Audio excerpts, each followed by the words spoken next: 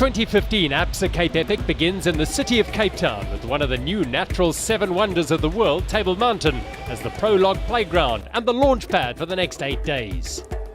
In this untamed African mountain bike stage race, 1,200 men and women from around the world will tackle the spectacular trails of the Western Cape, one of the most attractive tourist destinations in the world. The V&A waterfront, a buzz with excitement and pre-race chatter as the pro and amateur riders are all about to converge to register for the biggest mountain bike stage race in the world. Kenny Belay on point again, the multiple world trials champion, entertaining and scaring the crowds with his skillful and well-practiced antics. The riders' nerves were no doubt heightened, with the top riders in the world setting their sights on the overall prize. This year I think I'm even in a bit better preparation. I've gone back to my old ways of training, so I did lots of kilometers, and I only started the season in an Andalusia bike race 2 weeks ago, and it feels really awesome now. I was riding in Wellington this week and it felt like I'm super ready. The trails of the Absa Cape Epic first traversed Table Mountain National Park in 2009. 6 years later, the race is back. This year's Absa Cape Epic will see the prologue return to the slopes of Table Mountain. The first time since 2009 and only the second time in the history of the race that riders will get the privilege to ride on the slopes of one of the 7 natural wonders of the world. We've got riders from all corners of the world that have travelled to Cape Town to participate in this year's race. And I'd like to wish every one of you, those from Cape Town, those from the rest of South Africa and those from all over the world, a very warm welcome to Cape Town and the Western Cape. Good luck for the next 8 days, ride safely, and I really look forward to welcoming you again when you enter the Mirandal Wine Estate next Sunday after your epic journey across the Western Cape. On the opening day, the race visits the University of Cape Town, where the prologue starts and finishes. The course leaves the seat of learning and immediately heads upwards, including short but testing climbs with Dead Man's Tree at the high point of the race. Tafelberg Road leads the riders downhill towards some challenging single track. They'll spend 2 days in the lush Elgin Valley. Stage 1 is a jump into the deep end. The Grand Dame Groenlandberg looms large and there's a harsh rocky descent. Riders explore the unique Kuchelberg biosphere, then on to Lebanon and Tandi's flowing single track. First, there are a few nasty early climbs to negotiate, most notably Nieuweberg with gradients of 25%. Then they weave over the hills above Grabo and onto the single track heaven. Paul Kluver's amphitheatre will be brimful, and the North Shore type elevated sections thrill the riders and spectators. Riders head to Worcester with 128 kilometres and 2,200 metres of climbing to conquer. The day's biggest climb is Tierkop over the eastern flank of Groenlandberg. Then comes the Serpent. The distinct Karoo landscape awaits. After the Windpomp climb, leaving Worcester on stage 4, the field might catch a glimpse of some of South Africa's big 5 wild animals at the Fairy Glen Private Game Reserve. We head along the Hex River Valley, then back towards Worcester, riders bracing themselves for 3 steep climbs and gnarly descents. After the legs are warmed up, the race hits power lines on stage 5, a steep climb keeping riders on the tips of their saddles. The track then veers across the Wolseley Valley and onto the National Monument to Bainskloof Pass, a long smooth climb on tar. Finally the reward, Velvenpass Trails.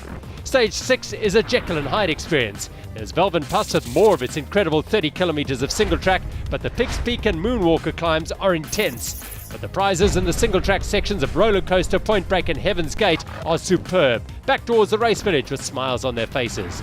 The last stage sees a climb that'll enter epic folklore, the Paardeberg. It's nearly 6 kilometres long, gaining 600 metres of elevation with views of Table Mountain up ahead.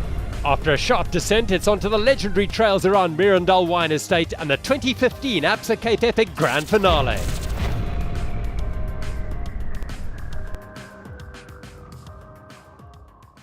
The Western Cape is definitely geared for the Absa Cape Epic event that has now become an annual event on our calendar. We are positioning the city of Cape Town to become the events capital in the continent of Africa. And so we are prepared and we are ready. We've got a track record of hosting international events. And I want to welcome all the riders from all over the world to the Absa Cape Epic race. Under cloudy skies and in cool temperatures, well before the top professional teams rolled off the ramp, the 1,000 or so nervous amateurs began their week-long journey on the lush fields of the University of Cape Town. The honour of leading them off at 6:45 a.m. belonged to Columbia South Africa CEO Peter Stroobos and Hendrik van Heesteen, one of only 5 starters who've completed all 11 epics. The race was underway. There was no going back now for the keen, fit and fast from all over the world.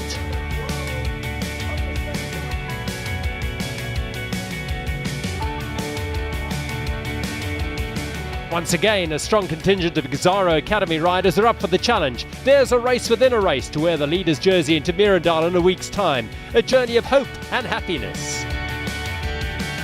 The historic UCT campus dates back 97 years and has seen no fewer than 5 Nobel laureates pass through its corridors, and it's opened its doors to the Absa Cape Epic.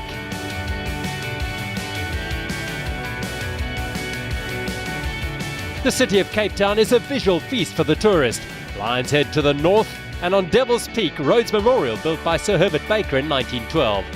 All part of the rich beauty of Table Mountain National Park, as it played host to the Absa Cape Epic Prologue.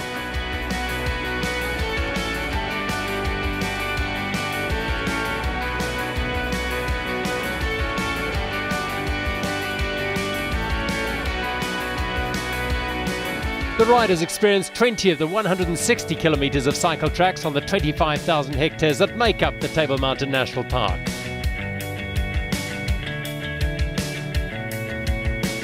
Rich in biodiversity, it is home to some 8,200 floral species. And as recently as 2 weeks ago, large tracts of land were devastated by wildfires that ran amok in the southern peninsula.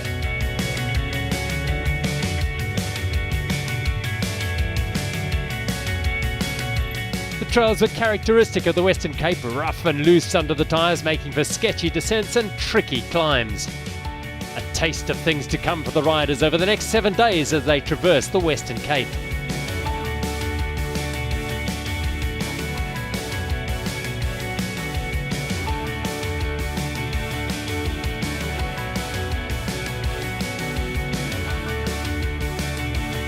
Purpose-built single tracks led them towards UCT.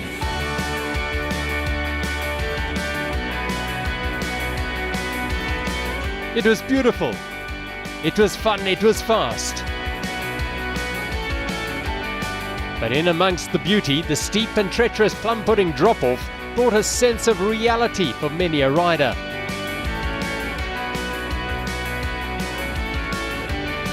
The celebrations at the finish tinged with a sense of nervousness as they pondered the challenges that lay ahead. They want that prologue, come on! The women's category sees the most competitive field yet at the race, thanks to equal prize money courtesy of Sasol. 23 women's teams entered the Absa Cape Epic this year, including the most decorated woman in the history of the sport, Gunrita Dalia Flesher, and the defending champions RECM. Jennie Stenerhag and Robyn de Groot of Team Ascendis Health would also be contenders. Both are former road racers. Swede Stenerhag, starting her 3rd epic, will guide de Groot, the South African marathon champion, through her first epic experience.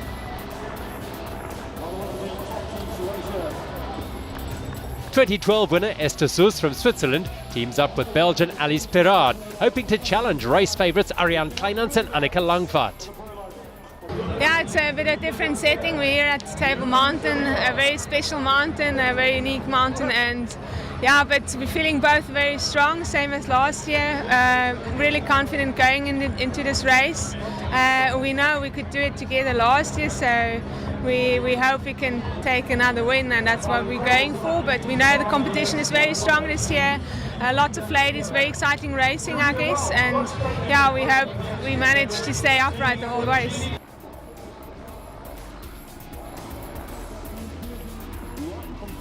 The RECM team started the 2014 race as the underdogs, the unproven team racing against previous winners Esther Soos and Sally Bigham.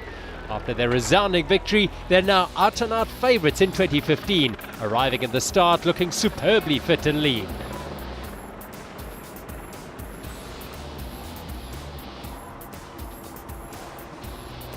Devil's Peak presiding over the prologue today as the world's best battle it out.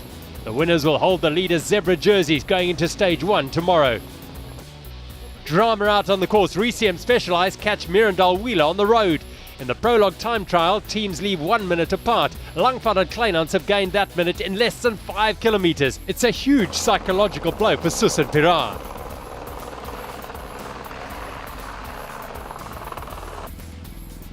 The Mirandal Wheeler Cannondale team, Halke Elfenrink and Milena Landvik, are faring better, keeping a steady rhythm. Having left Sus and Pirard in their dust, the Danish-Swiss pair focus on the next team ahead of them. Celeronda heroes Sally Bigham and Christina Coleman. It does not bode well for any challengers of the race favourites RECM Specialised. They've already overtaken most of their rivals. A dominant performance.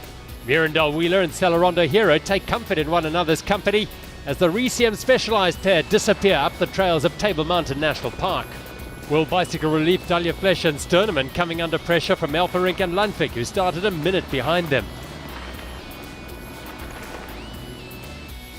Kleinhans and Langvad are in full flight. Kleinhans setting the pace as they move up the climbs. Picking off teams as they go. RECM Specialised look completely in control and very much in charge.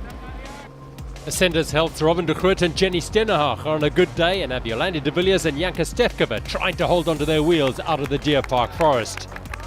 Jolande de Toy out of the saddle, climbing up to Deadman's Tree. Spectators line the steep tracks up to the ominously named high point in the race. The trail surfaces are loose, with marble-sized stones threatening to cause rear-wheel spin-out. Robyn de Groot and Jennie Stenerhag are second best at the time checks, a top performance for the South African marathon champion and the former Swedish road champion. After the rough climbs on the dirt roads, the respite of the Tafelberg Road leads the race to the technical downhill sections and back to UCT. Langvad, an accomplished time trialist on the road, sets the pace for the defending champions. De Groot and Stenerhag have similar pedigrees, de Groot having competed in the 2012 Olympic road race.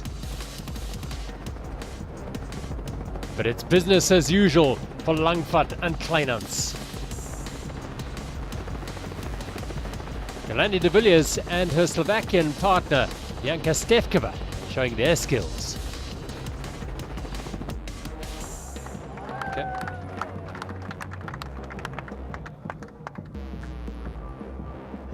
On the short but technical plum-pudding descent, de Groot and Stenerhag look completely in control despite the loose and dusty surface.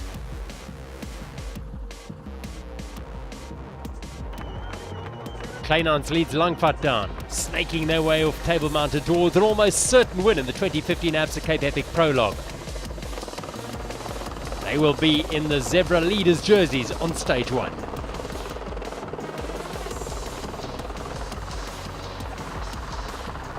World-class riding.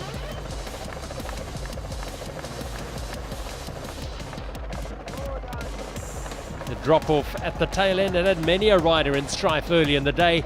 Not so the race leaders, Kleinhans and Langvad. The UCT campus awaits. Ariana, Kleinhans and Annika Langvad drive to the line. No need to look up at the clock to see if they won. They know it. They'd passed nearly all their major rivals out on the route, even though they'd started last. Imperious performance from the Swiss-Danish pair.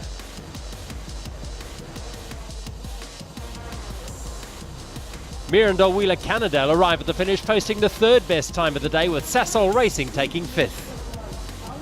RECM Specialised on the top step again a year later. This is the team to beat at the 2015 Absa Cape Epic. Can anyone touch Ariana Kleinhans and Annika Langvad? On to the men's category. The 2014 Grand Finale stage winner Matthijs Bierkes is paired with Philip Bass this year in Scott Factory Racing. Spanish cross-country champion and former world champion Jose Hermida leads former Dutch cross-country champion Rudy van Hoots out of the start chute. Memories of taking the Zebra Leaders jersey in last year's prologue will still be fresh in their minds. Carl Platt and Oosthuber. Platt is after a 5th victory at the Absa Cape Epic. His hunt will surely be fueled by the disappointment of retiring from the race last year with an injured knee. The second Bulls team, riding in support of Platt and Huber, stepped up to the plate last year in their leader's absence with a solid 3rd place. Simon Steepjohn and Tim Burma. Podium finisher and multiple stage winner Kevin Evans rides with Max Knox this year, riding for Team Biogen Vulcan.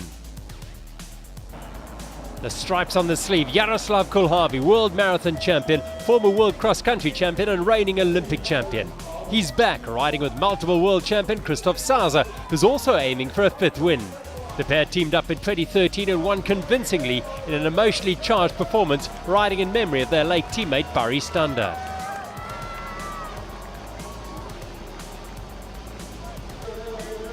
The last team to leave, the defending champions Topi Gergen. This year, Christian Heineck rides with Albin Lecata, another former world marathon champion.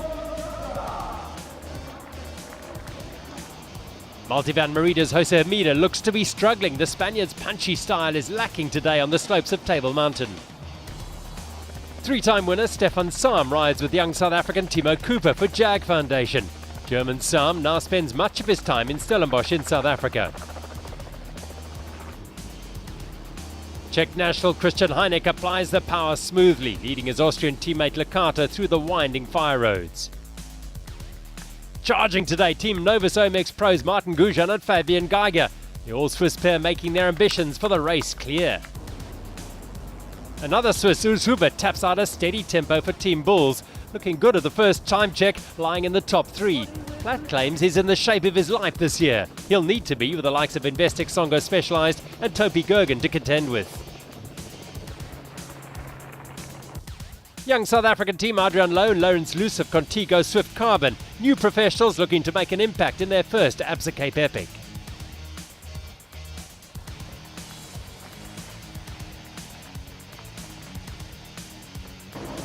Former Czech marathon champion Heineck keeps the speed high. With a struggling Lecata on his wheel, they're out of the top 5 at the time check. Eric Kleinhans and Nico Bell of RECM. This is what Christoph Sauser referred to as the best backup team at the race. Geiger and Gujan are on fire, fastest team on the road so far. Kulharvi leads Sauser on the loose, shaly descent. Expecting to be topping the leaderboard today, Sauser might be a little disappointed when he looks up at the clock at the finish line. Last year's prologue winners Multivan Merida are barely in the top 10 at the time checks. Hermida looks to be in pain.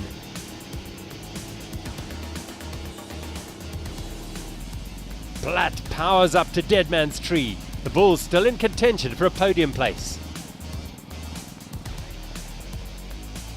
The tides are turning, the guard is changing. Sauser is usually the dominant partner. This year he's holding Kulharvi up. The Czech holds back. Huber on the front, a short rest on the tarred Tafelberg Road before the technical trails begin.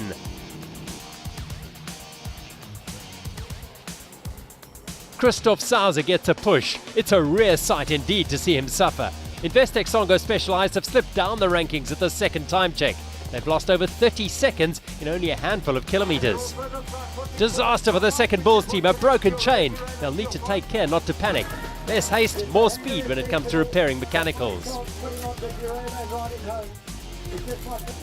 Jaroslav Kulharvi is watchful of an ailing Sauser, who admits he doesn't have the same capacity for intense efforts as he did when he won multiple UCI World Cup races and an Olympic medal.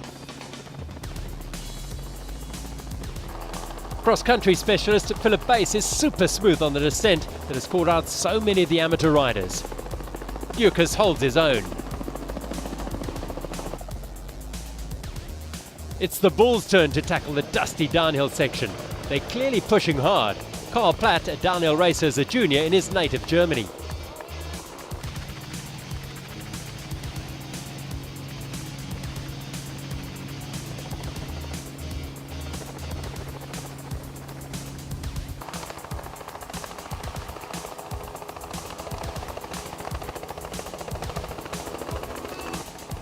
Topi Gergen's Heineck and Lecata out on the route. They're out of the top 5 at the time check, but these men are not short course specialists. They'll be looking to limit their losses before a big week ahead.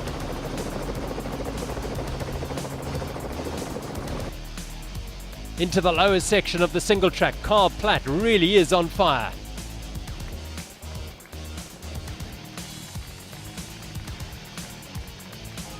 Up at the finish, Jaroslav Kulharvi, as he has done all day, leads Christoph Sauser home for Investec Songo Specialized. Holding nothing back, Karl Platt and Urs Huber, they've laid down the gauntlet today.